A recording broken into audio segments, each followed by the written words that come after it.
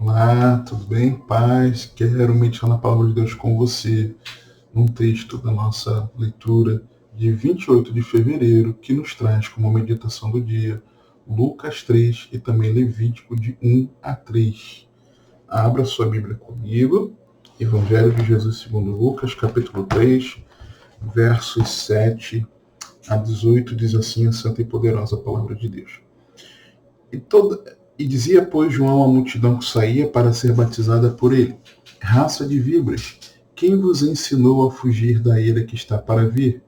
Produzi, pois, frutos dignos de arrependimento, e não comeceis a dizer em vós mesmos: Temos Abraão por pai, porque eu vos digo que até destas pedras pode Deus suscitar filhos a Abraão. E também já está posto o machado à raiz das árvores. Toda árvore, pois que não dá bom fruto, corta-se e lança-se no fogo. E a multidão interrogava, dizendo: Que faremos, pois? E respondendo ele, disse-lhes: Quem tiver 2 túnicas, reparta com o que não tem, e quem tiver alimentos, faça da mesma maneira. E chegaram também os publicanos para serem batizados e disseram: Mestre, que devemos fazer? E ele lhes disse: Não peçais mais do que o que vos está ordenado. E os soldados interrogaram também, dizendo: E nós, que faremos? E ele lhes disse: A ninguém trateis mal nem defraudeis, e contentai-vos com o vosso soldo. E estando o povo em expectação e pensando todos de João em seus corações, se porventura seria o Cristo, respondeu João a todos, dizendo: Eu, na verdade, batizo-vos com água, mas eis que vem aquele que é mais poderoso do que eu, a quem não sou digno de desatar-lhe a correia das sandálias. Esse vos batizará no Espírito Santo e com fogo. Ele tem a pá na sua mão. Ele limpará a sua eira e ajuntará o trigo no seu celeiro, mas queimará a palha com fogo que nunca se apaga. Assim também, admoestando muitas outras coisas, anunciava o Evangelho ao povo. Sempre quando eu leio Lucas 3, mais detalhes são ressaltados aos meus olhos. Aqui nesse contexto, pessoas que estavam indo para um banho ritualista, muitos por medo do inferno e sem o sincero arrependimento. Então, João os confronta, os chama ao arrependimento, e aí eles começam a perguntar o que eles deveriam fazer então, produzindo esse fruto digno de arrependimento.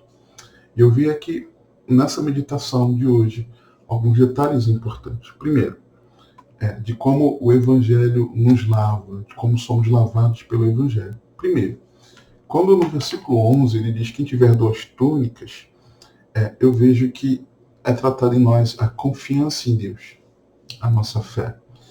Porque se eu tenho duas, uma fica com um defeito, eu reparto ela, dou para quem precisa.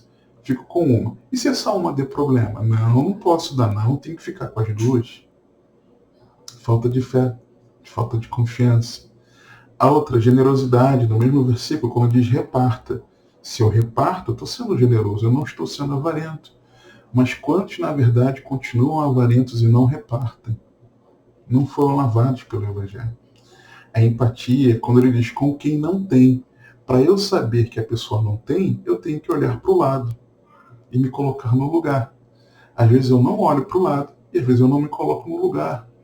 Mas o Evangelho, como somos lavados, trata em nós a empatia, simplicidade. Porque no versículo 12, quando ele diz uns publicanos, cobradores de impostos que se enriqueciam ilicitamente, o padrão de vida deles cairia. Então nós precisamos aprender a viver uma vida simples. Né? Uma outra verdade é honestidade. No versículo 13, na parte A, quando ele diz: Não peçais mais do que. Por quê? Porque esses cobradores de impostos, eles iam além, eram desonestos, para poder ficar com parte daquilo que as pessoas pagavam e assim eles iam se enriquecendo.